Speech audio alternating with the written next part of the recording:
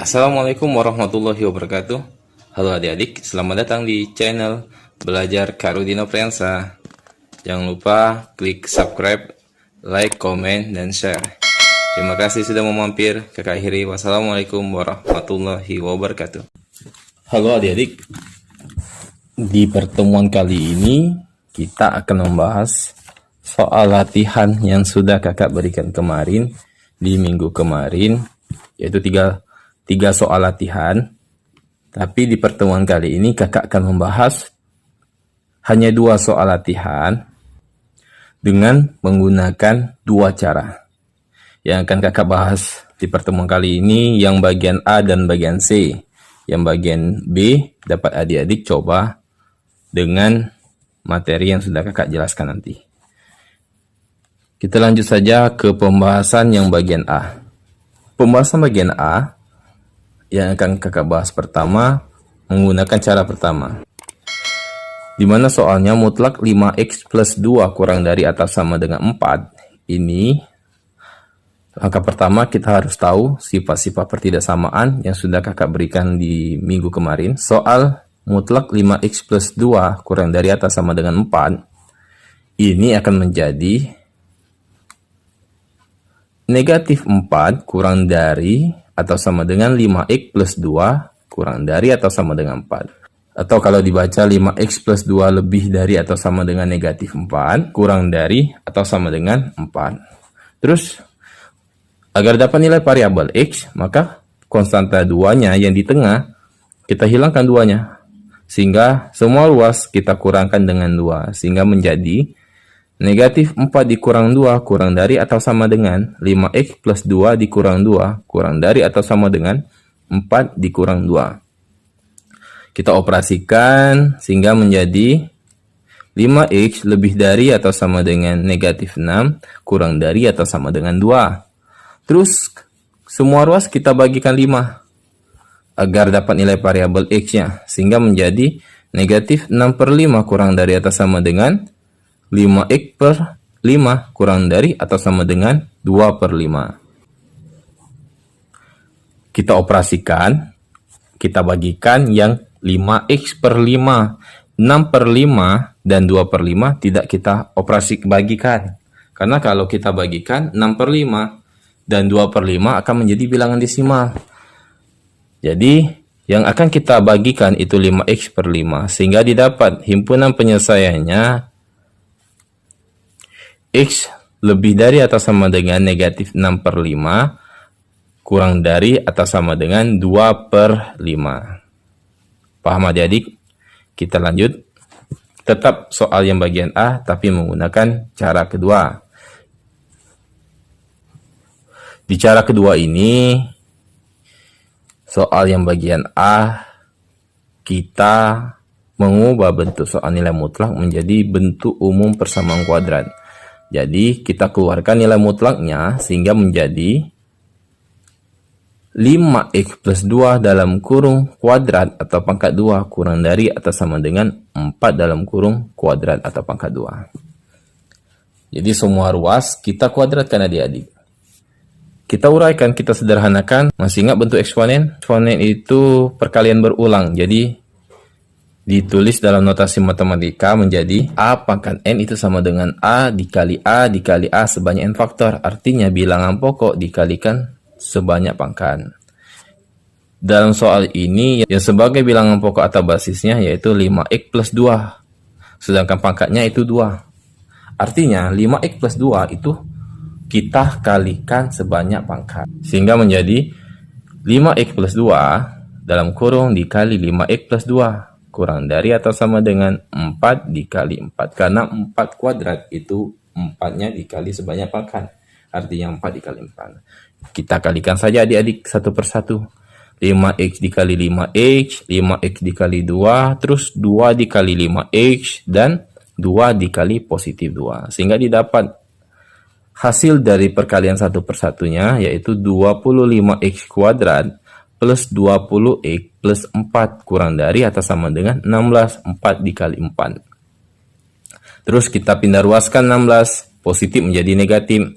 Sehingga menjadi 25x kuadrat plus 20x plus 4 dikurang 16 kurang dari atau sama dengan 0. Terus kita operasikan 4 dikurang 16 sehingga menjadi 25x kuadrat plus 20x dikurang 12 kurang dari atau sama dengan 0. Langkah selanjutnya kita mengubah notasi pertidaksamaan kurang dari sama dengan menjadi sama dengan, menjadi persamaan. Sehingga 25x kuadrat plus 20x dikurang 12 sama dengan 0. Terus kita cari pemfaktoran dari 25x kuadrat plus 20x dikurang 12. Sehingga didapat pemfaktorannya yaitu 5x plus 6 dikali dalam kurung 5x min 2. Jadi untuk membuktikan pemfaktoran ini adik-adik dapat dibuktikan dengan mengkalikan satu persatu. 5x dikali 5x, 5x dikali min 2, 6 dikali 5x, dan 6 dikali negatif 2. Ketika dikalikan satu persatu dan hasilnya sama dengan 25x kuadrat plus 20x dikurang 12, maka artinya pemfaktorannya ini bernilai benar. Kalau sudah benar, tinggal kita nyari himpunan penyelesaiannya. 5x plus 6 sama dengan 0 atau 5x dikurang 2 sama dengan 0. Kita cari yang x pertama, 5x plus 6 sama dengan 0. Agar dapat nilai variabel x-nya, konstanta 6 kita pindah ruaskan. Sehingga menjadi 5x sama dengan negatif 6. Yang bagian kanannya 5x dikurang 2 sama dengan 0. Agar dapat nilai variabel x, konstanta negatif 2 kita pindah ruaskan.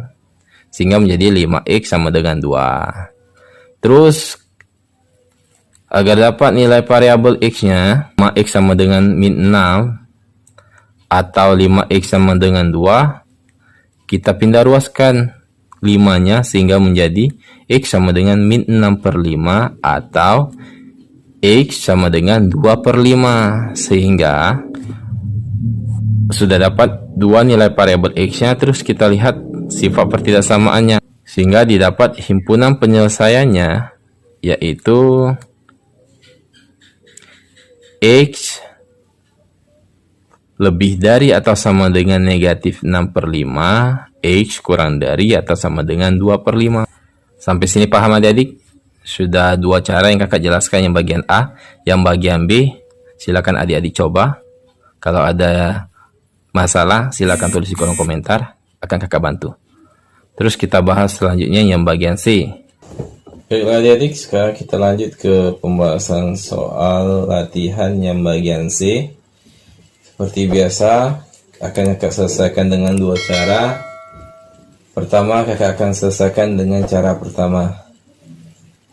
Jadi, untuk menyelesaikan seperti ini, untuk menyelesaikan soal seperti ini, ingat langkah pertama kita harus tahu dan paham tentang sifat-sifat pertidaksamaan nilai mutlak. Sehingga kita keluarkan nilai mutlaknya sehingga menjadi x plus 1 kurang dari negatif dalam kurung 3x min 5 tutup kurung atau x plus 1 lebih dari 3x min 5. Langkah selanjutnya kita keluarkan dalam kurung yang bagian kiri sehingga menjadi x plus 1 kurang dari negatif 3x plus 5 atau x negatif 3x lebih dari min 5 dikurang 1. Nah, gimana itu? Kita kumpulkan variabel-variabel dan konstanta-konstanta. Itulah menjadi x min 3x lebih dari min 5 dikurang 1. Maka selanjutnya ya kita kumpulkan juga yang bagian kiri, konstanta-konstanta dan variabel-variabel, lalu kita operasikan sehingga didapat 4x kurang dari 4 atau min 2x lebih dari negatif 6.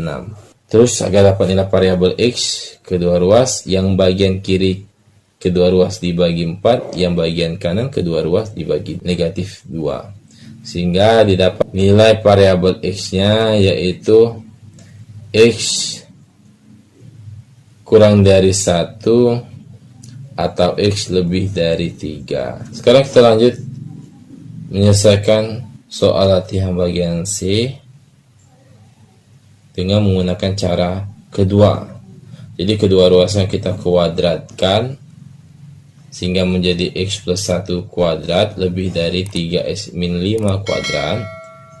Kita sederhanakan sehingga menjadi X plus 1 dikali X plus 1 dalam kurung lebih dari 3X min 5 dalam kurung dikali 3X min 5. Kita kalikan satu persatu sehingga didapat X kuadrat plus 2X plus 1 lebih dari 9X kuadrat dikurang 30X ditambah 25. Terus kita pindah ruaskan yang ruas kanan sehingga menjadi X kuadrat plus 2X plus 1 dikurang 9X kuadrat ditambah 30X dikurang 25 lebih dari 0. Langkah selanjutnya kita operasikan saja yang dapat kita operasikan. X kuadrat dengan X kuadrat, koefisien variabel X dengan X, dan konstanta dengan konstanta. Sehingga didapat min 8X kuadrat plus 32X dikurang 24 lebih dari 0. Kita rubah notasinya menjadi persamaan. Terus kita cari pemfaktorannya. Didapat negatif 4X plus 4 dalam kurung dikali 2X min 6. Dapat kita buktikan adik-adik pemfaktoran tersebut dengan cara mengkalikan satu persatu. Jika hasilnya sama dengan 8X kuadrat plus 32X dikurang 24 sama dengan 0, maka pemfaktorannya benar. Jika sudah benar, maka kita keluarkan. Sehingga kita cari nilai variabel X1 dan X2. Sehingga menjadi negatif 4X ditambah 4 sama dengan 0 atau 2X min 6 sama dengan 0. Terus konstanta 4 bagian kiri kita pindah ruaskan ke ruas kanan atau konstanta negatif 6 yang bagian kanan kita pindah ruaskan ke ruas kanan. Sehingga ini menjadi min 4X sama dengan min 4 atau 2X sama dengan 6. Agar dapat nilai variabel X, ya yang bagian kiri kita bagikan 4, yang bagian kanan kita bagikan 2, sehingga menjadi X sama dengan min 4 dibagi min 4 atau X sama dengan 6 dibagi 2. Sehingga didapat yang penyelesaian soal latihan yang bagian C dengan menggunakan cara kedua, yaitu X kurang dari 1 atau X lebih dari 3. Baiklah adik-adik, sampai di sini pertemuan kita. Semoga dapat dipahami dengan mudah. Tuliskan di kolom komentar, menurut adik dari dua cara tersebut, cara mana yang lebih mudah untuk menyelesaikan soal pertidaksamaan nilai mutlak. Terima kasih sudah mau mampir. Kakak akhiri, wassalamualaikum warahmatullahi wabarakatuh.